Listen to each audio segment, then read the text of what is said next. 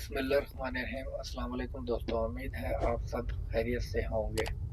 कल मैंने जो वीडियो बनाई थी मल्टीपल वीज़े के हवाले से, इस पर आप सबका शुक्रिया अदा करता हूँ।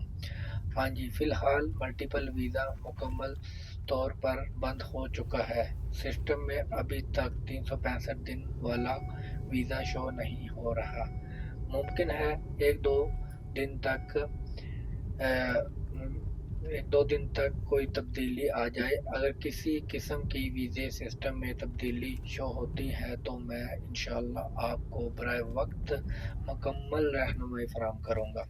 दूसरी बड़ी खुशखबरी ये है कि उम्रे का वीज़ा मुकम्मल तौर पर ओपन हो चुका है।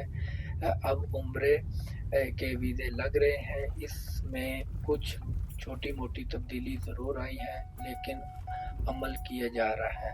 आप उम्रे के लिए अप्लाई कर सकते हैं। जैसे ही फैमिली विजिट वीज़ा या मल्टीपल वीज़ा से मुतालिक कोई नई अपडेट आती है तो मैं आपको फौरी तौर पर आगाह करूँगा। जैसे कि आप जानते हैं, अप्रैल के महीने में सऊदीया हुकूमत ने हज की वजह से उम्रा वीज़ा और विज़िट वीज़ा, बिज़नेस वीज़ा आर्ज़ी तौर पर बंद कर दिया था।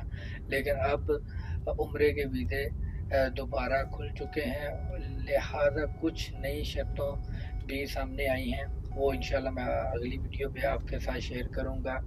आपको पता है, हज के दरमियान जिनके पास वीज़ा अपना बिज़नेस वीज़ा या कोई भी वीज़ा था, विज़िट वीज़ा, उन्होंने 29 अप्रैल से पहले उन्होंने कहा था आप सऊदीया छोड़ के चले जाएँ। बस वही आ सकता है या रह सकता है जिनके पास हज का वीज़ा है।